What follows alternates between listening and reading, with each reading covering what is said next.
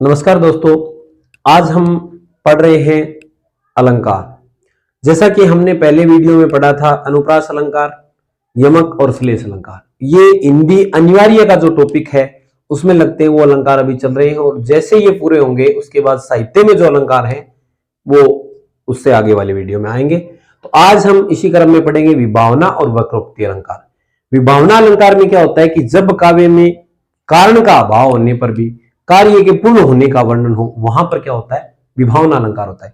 जैसे उदाहरण है, इस उदाहरण में देखो आप, मुनि तापस जिनते दुख लहे ते नरेश बिनु पावक दहें। बिनु पावक, इस पंक्ति में देखो बिनु पावक, बिनु का मतलब बिना, पावक के मतलब अग्नि, और दहें का मतलब होता है जलना। जलना यानी जलते हैं, बिना अग्नि के जलते हैं। जलने का काम अग्नि का होता है, लेकिन यहां पर बिना अग्नि के जलने की क्रिया को पूर्ण बताया है, यह विभावना अलंकार है। दूसरे उदाहरण में देखो, बिन घनश्याम, घनश्याम, घनश्याम का मतलब होता है काले बादल, यानी जल से युक्त काले बादल। ठीक है। धाम धाम ब्रज मंडल में उधो नित बसती बहार वर्षा की, कि वर्षा की जो बहार है वो हमेशा लगी रहती है। कहां? ब्रज मंडल में। किसके बिना? जल के, बादलों के बिना, यानी काले बादलों के बिना वर्षा लगी रहती है। तो यहां विभावना अलंकार है, क्योंकि वर्षा के लिए बादल जरूरी होते हैं, वर्षा के लिए जल से युक्त बादल जरूरी होते हैं, लेकिन यहां पर वर्षा से युक्त जल से युक्त बादलों के बिना ही वर्षा होती बताया। तो यहां विभावना अलंकार है, क्योंकि वास्तविक अर्थ इसका क्या बताया कि श्री कृष्ण यहां नहीं है, और उसके विरह में जो गोपियां हैं उनके आंखों से आंसुओं की जो वर्षा है वो हो रही है। लेकिन यहां पर अपने वर्णन जो किया गया है वो वर्णन सबसे पहले जब हम पढ़ते हैं तो हमें क्या लगता है, कारण के बिना कार्य का पूर्ण होना। ठीक है। ऐसे ही उदाहरण है, आपने दोहा में, दोहा शायद आपने पढ़ा होगा एक, कि निंदक नियरे राखिए आंगन कुटी छोआए, बिन पानी साबुन बिना निर्मल करे सुभाए। बिन पानी साबुन बिना, कोई भी वस्त्र है गंदा हो गया, उसको स्वच्छ या उजला करने के लिए हमें पानी और साबुन दोनों की जरूरत पड़ती है। तो यहां पर उसने वर्णन किया है कि साबुन और पानी के बिना उसको क्या कर दिया जाता है, स्वच्छ। तो वहां विभावना अलंकार होता है। ठीक है। ऐसा कोई भी उदाहरण कि जिसमें कारण जो होता है, कार्य होने के लिए जो चीज जरूरी होती है, जिसके द्वारा कार्य होता है, वो चीज अगर नहीं है, वो उस काव्य में अनुपस्थित है और फिर भी कार्य पूर्ण हो रहा है, ऐसी स्थिति में विभावना अलंकार होता है। ठीक है। अब हम देखेंगे वक्रोक्ति। वक्रोक्ति में क्या होता है कि काव्य में जब वक्ता जो बात कहता है उसी बात का श्रोता अर्थ, वास्तविक अर्थ समझ लेता है, और समझने के बाद फिर भी जानबूझकर कोई अन्य अर्थ लेता है, उसको पता चल जाता है कि भी किस संदर्भ में ये बात कहना चाहता है, लेकिन उसके बाद भी वो क्या जानबूझकर अन्य अर्थ लेता है, तो वहां पर होता है वक्रोक्ति अलंकार। ठीक है। उदाहरण देखो, पशुपाल कहां सजनी, पार्वती से पूछा है। पशुपाल, पशुपाल बोला है शिव को, भगवान शिव का पर्यायवाची है। ठीक है।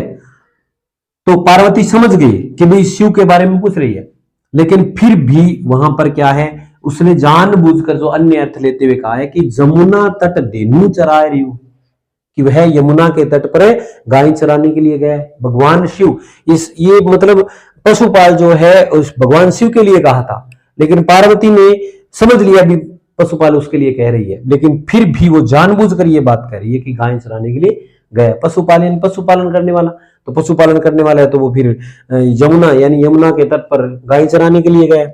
अब कौन द्वार पर, हरि में राधे, राधा ने पूछा कि द्वार पर कौन है, तो भगवान श्री कृष्ण ने उत्तर दिया हरि मैं, कि मैं हरि हूं, भगवान हूं, राधे राधा। राधा समझ गई कि श्री कृष्ण है वो अपने लिए कह रहे हैं भगवान, लेकिन फिर भी उसने उत्तर दिया है क्या, वानर। वानर का दूसरा अर्थ हरि, मतलब भगवान का, भगवान जो हरि का दूसरा अर्थ जो वानर भी होता है, एक भगवान होता है तो दूसरा वानर भी होता है, तो उसने हरि का वानर वाला अर्थ जो है जानबूझ कर लिया कि वानर का क्या काम, कि वानर का यहाँ नगरी में क्या काम है, क्या लेने के लिए आए हो।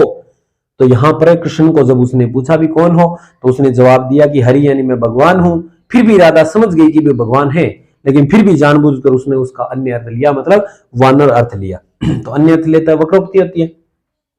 हरि अंबर देहु हमें कर में, गहिए किन जो कर में नब आवे। अब जब गोपियां स्नान के लिए जाती थी तो श्री कृष्ण उनके वस्त्र जो है छुपा लेता था, तो गोपियों ने उनको कहा हरि की भगवान श्री कृष्ण अंबर देहु हमें कर में, कि हमारे वस्त्र जो है वो हमारे हाथ में दे दो। तो वो समझ गया वस्त्र मांग रही है अंबर, लेकिन अंबर का दूसरा अर्थ आकाश भी होता है। तो उसने कहा गहिए किन जो करे में कर में नभ आवे, कि बताओ कि हाथ में आकाश कैसे आ सकता है, इतना बड़ा आकाश में तुम्हारे हाथ में कैसे दे दूं। जानबूझकर अन्य अर्थ ले रहा है, विनोद यानी हास्य के अर्थ में वो अन्य अर्थ ले रहा है। ठीक है, तो सबसे बड़ी बात है इनको समझना, इनके लक्षणों को समझना और फिर उदाहरण को देखना। जरूरी नहीं है कि पूर्ण रूप से आपको अर्थ आए ना आए। जैसे मान लो ये वाक्य, उसमें पूरा अर्थ अगर नहीं आ रहा है, बिन पावक, पावक तो जानते हो अग्नि है, दही का मतलब जलना है, बिना अग्नि के अगर जल रहा है तो विभावना अलंकार है, सीधी सी बात है। और वही है घनश्याम के बिना, कि बिन घनश्याम यानी बादलों के बिना, वर्षा यानी वर्षा के जल से भरे हुए बादल उनके बिना, वर्षा की मतलब बसती है बहार की, बहारें बस रही है, इसका मतलब विभावना अलंकार है। यही बात है पशुपाल शिव भगवान के लिए कहा है, लेकिन जानबूझकर अन्य अर्थ लेकर के उसने ये कहा है। ठीक है, तो इस प्रकार ये उदाहरण सहित समझना है। हाँ, तो आगे है अतिशयोक्ति अलंकार। अतिशयोक्ति अलंकार में क्या है कि जब काव्य में किसी वस्तु या बात को लोक सीमा से बढ़कर कहा जाए, यानी लोक सीमा कहने का मतलब अपने सीधी सी बात है कि जो बात लोक सीमा में, लोक सीमा का मतलब अपने मारवाड़ी में अगर बात करें तो जस्ती बात की हुआ बा, जस्ती बात तो चलो ठीक है चले, लेकिन अठे के जस्ती बात तो बढ़ के बात कही जाए। जैसे देखो उदाहरण अपने, अनुमान की पूछ में लग न पाई आग, लंका सगरी जर गई गई निशाचर बाग। बात जोगती को नहीं, अनुमान की पूंछ में, जब हनुमान लंका में गए थे तो कहा है कि उसकी पूंछ में जब राक्षसों ने आग लगाई थी तो कह रहा कि आग लगी नहीं और उससे पहले लंका जल गई और राक्षस है वो सारे भाग गए। बात लोक सीमा से बढ़कर है, तो इसलिए यहां पर क्या है अतिशयोक्ति अलंकार है, बात को बढ़ाकर कहा गया है। आगे नदियां पड़ी अपार, जब महाराणा प्रताप युद्ध में लड़ रहे तब की बात है, नाले को पार कर रहे थे, आगे नदियां पड़ी अपार की, नदी बहुत लंबी थी और राणा सोच रहे थे कि घोड़े को इससे पार कैसे ले जाया जाए, लेकिन राणा सोच ही रहे थे कि उससे पहले चेतक वो उसके पार हो गया। मतलब इतनी फुर्ती, उसकी फुर्ती को बताते हुए कहा है, लेकिन ये नहीं हो सकता कि राणा तो सोच रहे और चेतक को पहले ही पता चल गया। तो थोड़ी बात है वो लोक सीमा से बढ़कर है, तो यहां पर क्या होगा अतिशयोक्ति अलंकार होगा। विरोधाभास अलंकार, तो विरोधाभास अलंकार में क्या होता है कि जब काव्य में वास्तविक विरोध नहीं होता है, वास्तव में विरोध नहीं होता है, विरोध का आभास होता है। आभास का मतलब प्रतीत होना, मतलब लगना, पढ़ेंगे तो हमें लगेगा कि विरोध है लेकिन विरोध होता नहीं है। देखो तंत्री नाद कवित रस सरस राग रतिरंग, अन्य बूढ़े बूढ़े तरे जे बूढ़े सब अंग, उल्टा हो रहा है। तंत्री नाद यानी संगीत और वाद्य यंत्र जो है, कवित यानी कविताओं का जो रस है, सरस राग यानी रस से पूर्ण जो गीत है, रति रंग यानी प्रेम के रंग में जो व्यक्ति नहीं डूबा वह तो डूब गया और जो इनमें पूरी तरह से डूबा वो तैर गया। कहने का मतलब ये यहां देखो विरोध का आभास हो रहा है कि जो डूबा वो तो, जो नहीं डूबा वो तो डूब गया और जो डूबा वो तर गया। उल्टी बात हो रही है कि जो डूबा है वो तो तैर रहा है और जो नहीं डूबा है वो डूब रहा है।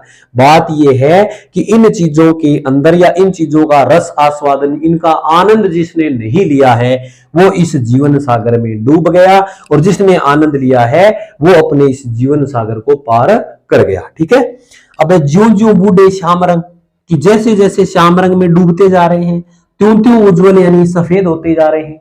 श्याम रंग का मतलब होता है श्याम वर्ण यानी काला रंग, काले रंग में डूबने से कोई सफेद नहीं होता है, विरोध का आभास हो रहा है।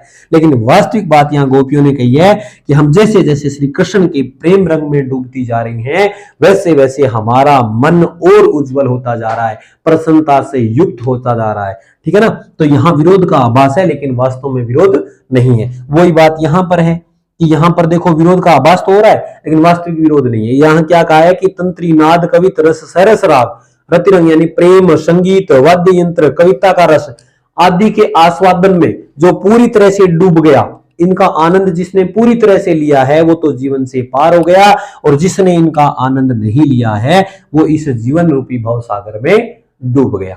ठीक है, इस प्रकार से। ठीक है जी।